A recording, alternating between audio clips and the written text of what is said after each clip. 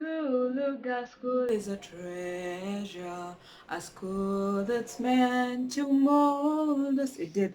With focus and hard work we shall excel, our future so bright indeed. Discipline, diligence, honesty, humility, with determination we shall excel. That there, my friends, was our school anthem, a treasured song till date. So welcome to my channel. This is Miss Vitali with another video. Yes, and here we do it the Jesus way. If you're new to my channel, welcome. Don't forget to subscribe. Yes, so I hope you guys have been doing great. I am alright. It's raining outside. Yes, but it's not bad. I don't mind it really. It's okay. So today's video will be a throwback from high school, my moments from high school. Yes, so I hope that you guys will enjoy this video. Yeah, especially my schoolmates. Okay, so high school was really interesting after, yeah, and the in between. Let me just say, it wasn't what I really expected it to be, but all in all, I think once you cross a chapter in your life, you realize that it was a good time. Yeah. So right now, I can say high school was a good time. It was a good process for me. So as you all know or don't know, that I went to the Gulu Girls High School. Yes, I'm a former alumni of Lugula Girls High School. It's in Western, if you don't know, it's in Western Province, around Bungoma, but in Webuye, yeah. So it's a big school. It's a national school, yeah. So yes, I went to Lugulu Girls High School, and whoa, there's so many things to remember about Lugulu, but I'm so glad that I'm done with high school. Like, I wouldn't go back for the classes. Let me not lie to you. I value education, but I wouldn't do that again. For the fun, for the memories, I would. I really would, you know. For the classes, man, thanks. Thanks. I'm a graduate now. So yes, our school anthem was the first thing that I cannot forget from our school and from being part of the Gulu. So that is number one throwback. Number two, I know that it's not so nice to start with food, but yes, I'm going to talk about the canteen.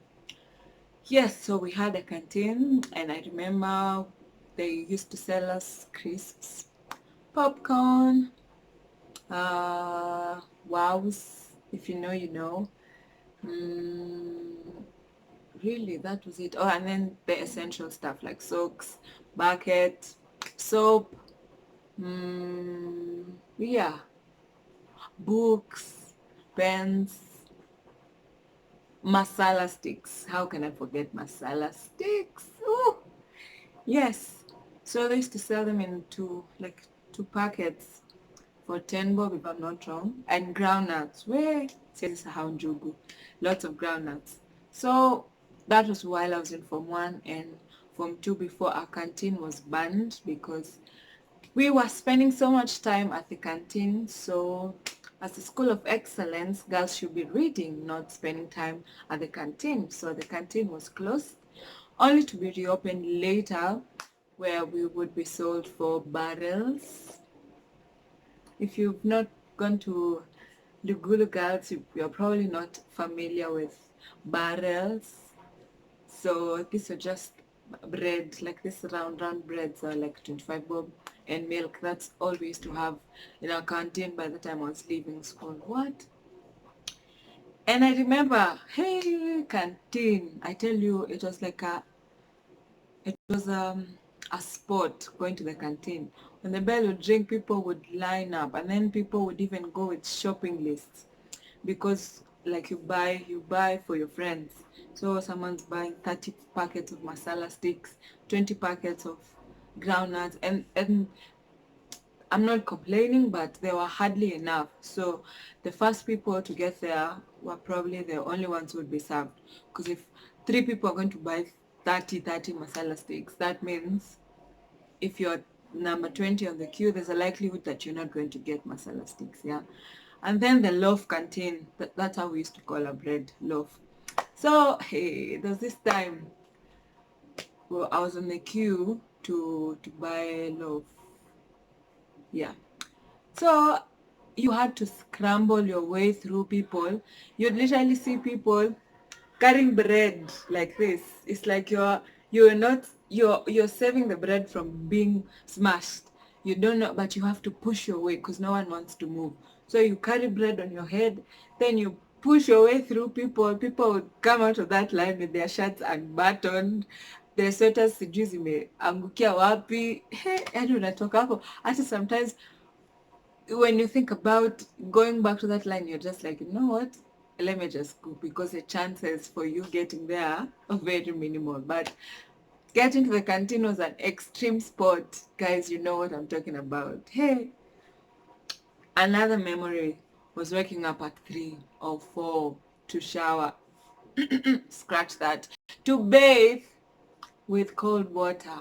My God. Yes. But you know, somehow we did it every day and we survived. And those baths were not more than 3 minutes. Sometimes you when you're a senior, that's like in Form 3, Form 4. Form 1s are waking up at 3, you're wondering, sis, sleep. So they feel that the most to call them what? Sanitary. Yeah, that's where we used to take our baths from. So they feel the sanitary, and then you have to shower, to bathe from outside.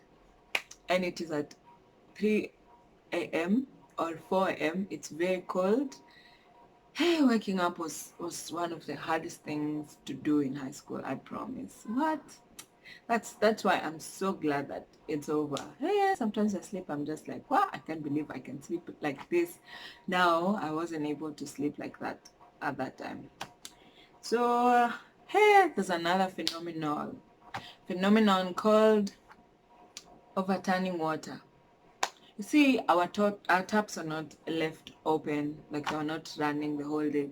So what you do before you go to class in the morning, you'd have to leave your buckets at the water point, and then the uncle, one of the workers, would come to fill the buckets with, scratch that, not fill, to put some water in your buckets.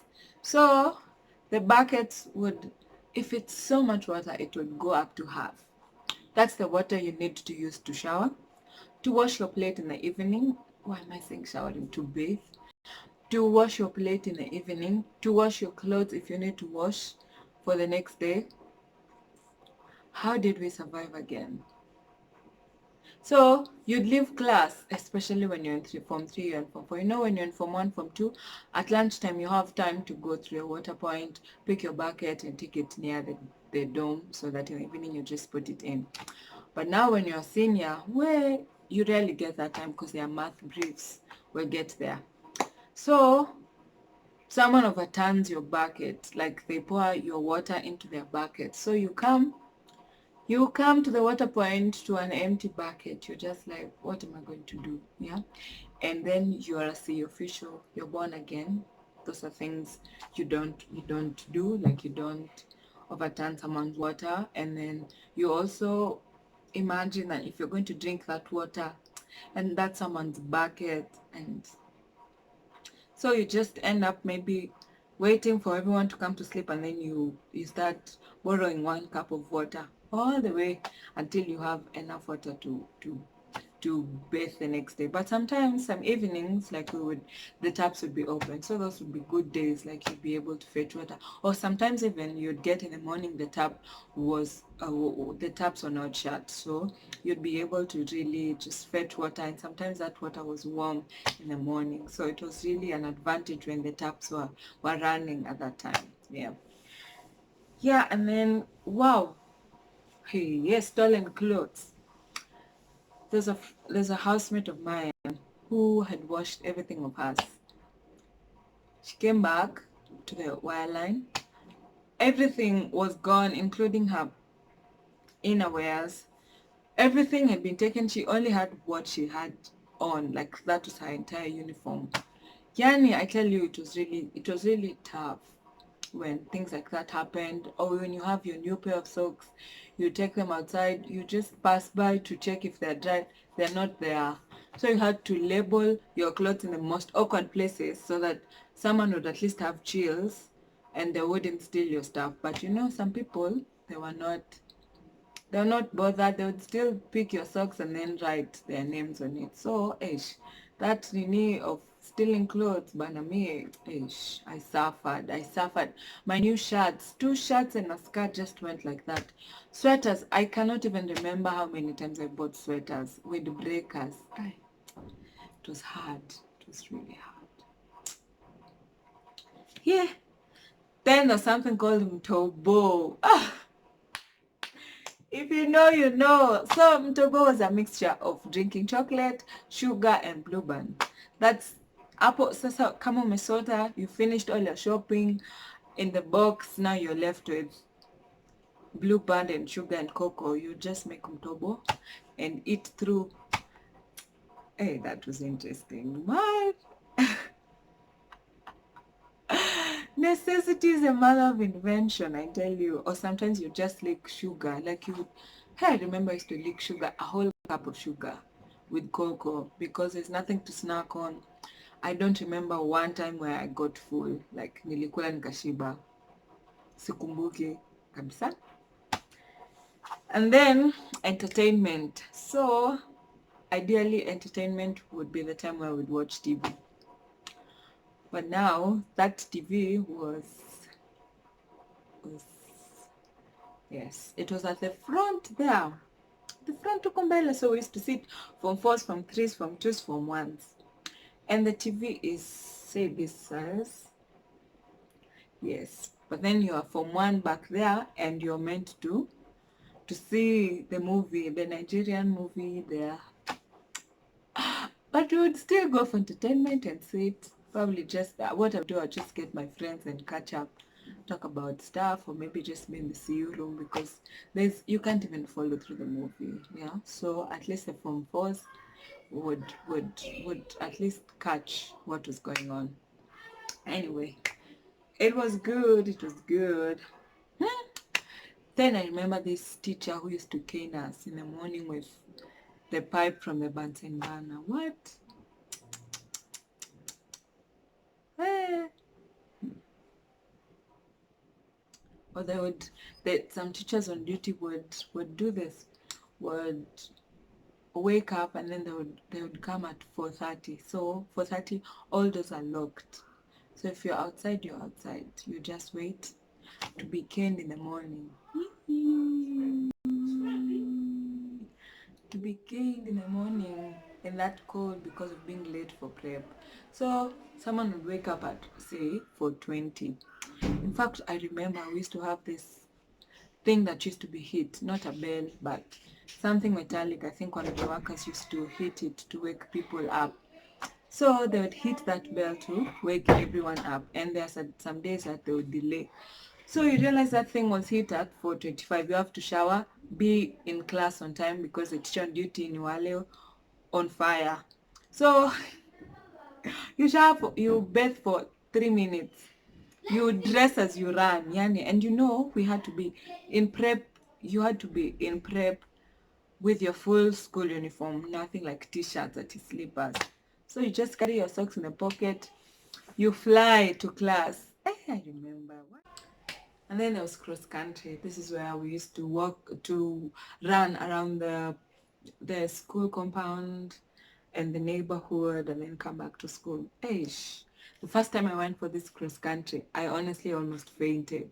What? You know, like when you're from, like you just joined high school, you are not doing exercises and all of that, so your body are just really relaxed. Hey, So then you have to go, and it was a distance. It was a distance, and then sometimes the teacher would follow through to catch the ones who are behind. So the first time was really hard, but then we got smarter. So we'd start among the first people so that you run and then you walk now. By the time the people at the back are caught, you're already back in school. Yeah. Hey, and then there's something called whistling. Woo, woo, woo, woo, woo. So whistling was basically taking tea without escort, like if you don't have bread. So if you don't have bread or anything to take your tea with, we used to call it whistling. And I remember one of my classmates, and she literally kept ugali for the next day. And she didn't whistle, so tea time, she just took the ugali and ate without chills. And wow. Another thing I can remember was visiting days. Hey, our visiting days were mostly on Sundays, yeah, if I'm not wrong. And then academic days would be on Saturday. But then the interesting thing about our visiting days is that your parents are not allowed to carry food. Yes, your parent would just come with shopping. Shopping was okay. But no cooked food, no chapo, no nothing. You just talk about life and life and life. You just sit with your parent and your siblings and just talk. Hey, sometimes prefects would even just walk around to check if your mouth moved. You'd literally go home and come back. Like that would warrant you a suspension. Then I remember the impromptu check-ins. Wow. On parade, like no signals, no nothing. When it's almost class time from parade, you just see female teachers coming. And then you're told to stay where you are, no moving. They check if you have a petticoat, check if your nails are done, if your nails are short or they're long, if you have nail polish, and then after that they call you class by class. Go check your locker, your box in the dorm, if you have anything that's illegal. I remember when they did that our year, like I honestly wasn't, the only thing that I was found with was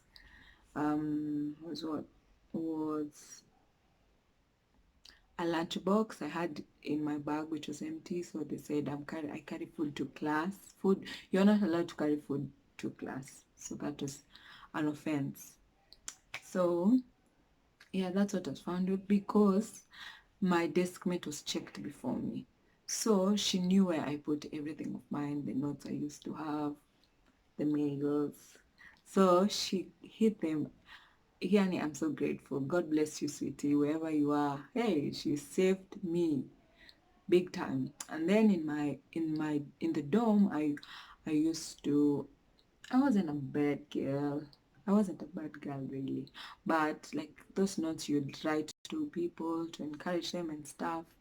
So I had a zipper inside my bag, and also I had a pajama that had a trouser. I don't think we were allowed with such. So I used to put those notes inside the zipper or the zipper. Yeah, so they checked and they didn't find anything. They only found the lunchbox. That day, man, I was saved, because after that, where people went home for suspensions because of CG World magazines. Hey, it was tough. It was really tough. Then I remember shopping limits, like you wouldn't carry more than 500 grams of of blue band, more than 2 kgs of sugar. If you're carrying a fruit, you have to choose one. Pick a struggle. It's either 5 oranges, 5 apples, 5 mangoes, or a bunch of bananas. Then groundnuts, they wouldn't really limit groundnuts. You'd carry as much as you'd want. So, but yeah, it was a bit hard, of course, but I totally understand why they would put such restrictions, because not everyone's coming from a financially stable background and you don't want other people to feel bad because if given the permission, people would even be carrying 4 kgs of blue band. I know there are people who come from places where, money is not a struggle. So just to bring the balance, for me, it wasn't such a big deal that they would limit the shopping. I would totally understand, yeah. So that was another thing. And I remember lunch every single day, githeri and tea. Where? Black tea. And I tell you, it was black tea, but when you missed that tea, it felt like your whole day was just ruined. And remember, it doesn't even have sugar. Then I remember the punishments. They were like slashing the grass, mopping the school. But the most interesting one was when you found sleeping in class or when you are late for prep, you'd be asked to go and sleep in front of the staff room with your blanket during like the whole day. Just go and sleep. So at first it was really, people were really scared about that, but people got used to it because sometimes you'd do that and then they wouldn't punish you after, like they wouldn't cane you or anything, to just end like that. So people would even carry food. So in the blanket, some are just eating and some would literally just sleep, just sleep. Because if you told to sleep, what will you do there the whole day? Then I even remember there's this time also I was about to do the same. What? And then at that time you're as the official, so everyone's like, everybody knows you. So I remember the teacher was on duty. We were late for prep that morning. So he told us, no, you must just go and carry your beddings at 7:45. You come with them to parade. We begged him. We pleaded. We were so sorry. We asked him to even just cane us and then to release us. But thank God he listened and then he released us. I couldn't imagine my class teacher finding me sleeping there. And our class teacher was the type, if you're found in any mistake by another teacher, you finish the teacher's punishment, then you come back to her for her fresh punishment. That day I crossed my fingers and I prayed. I just told God, if this happens, I'm doomed. Thank God. Hi, you're a merciful Father. Hallelujah. It didn't happen. It didn't happen. So I remember there's this thing also called stepping up. That's when you'd be called out on parade to step up. Yeah, to step into the middle. So we would either step up for doing something good or step up for doing something wrong. Sadly, yes, I stepped up. I stepped up once, yeah, because I was written as a noisemaker. I wasn't making noise, I was just written for real. So unfortunately that day, noisemakers were not punished by the teacher. The prefects forwarded the list. And the thing was that we were making noise during entertainment. Remember, you can't see the TV. So we stepped up because we were talking during entertainment time. Yeah, so that day just had my name, so and so. These people was making noise during prep. During entertainment, you call your name, stand there, and my class teacher was there. She saw me. So we were punished, and the thing was that after you step up for a wrong thing, as people go to class, you go to the staff room for punishment. Sometimes you get mass beating. Don't joke with Western schools. Hey, discipline is a must. So remember that today we were punished by the teacher. Then my class teacher called me. Then I was punished again. Thank God. Thank God those days are over, honestly. And then there's a math briefs every lunchtime, every day lunchtime. You would, Form 4s and, yeah, mostly Form 4s, you'd eat your lunch for like 5 minutes, then you'd go sit for a brief. 10 marks every day, every day, every day. So tulizoea tu the briefs, and then the teacher comes to do the correction, or sometimes nothing. Then we used to have cultural days where people would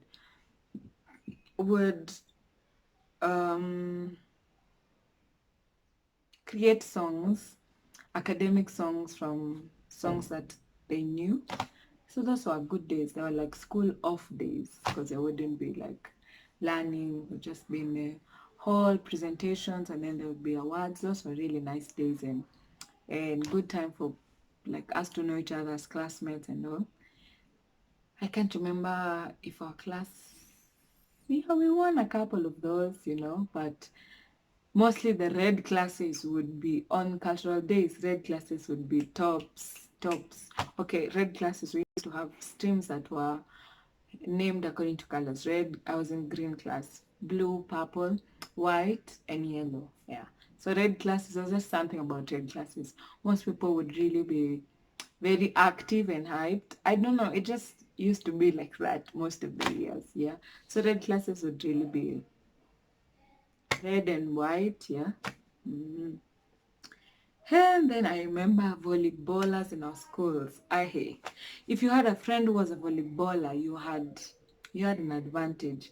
They were tall and then they were strong. So if you just have a friend who's a volleyballer and you tell us, and so did not give my textbook, or did not give me this, or did not did this to me, hey, your friend the volleyballer would just go and ask him, hey, you'd get your things almost immediately. So people never used to joke with volleyballers. You don't, my friend, you don't, because angepita na wewe. Then finally, I remember the weekend challenges, which were very interesting for me. Like, I used to learn so much from the weekend challenges, from those times, yeah. And I remember also giving my life to Christ to as the first weekend challenge that we ever had while I was in Form 1. So yeah, weekend challenges were very good for me. I used to learn so much, and also just being able to serve other people and serve God. Yeah. So thank you for watching this edition for Throwbacks from my high school. And I hope this sparked memories also if you are a schoolmate. Yeah, and last thing I remember, this one time in class, our class when we were in Form 2, it had low windows so you could see what's happening outside. So during a history class, my classmate, because then our class was just next to the gate, like that particular class that we were in was just next to the gate. So my classmate, I think she was absent-minded kidogo. So she kind of peeped to see the teacher, the parent who was coming in. And my class teacher, who was my history teacher, saw her peeping. And so that my teacher asked her to go escort that parent until where the parent was going, and then come back to class. That was so funny. Because then I'm just wondering, that parent probably thinks, what's up with this girl though? But then our class teacher, when she says it with her eyes, you have to do it whether you like it or not. So my friend just went, she got to the parent, and then she came and gave a report, but she was going to the guiding and counseling room, and that was just funny. Anyway, guys, thanks for watching this. See you next time. Lots of love. Mwah.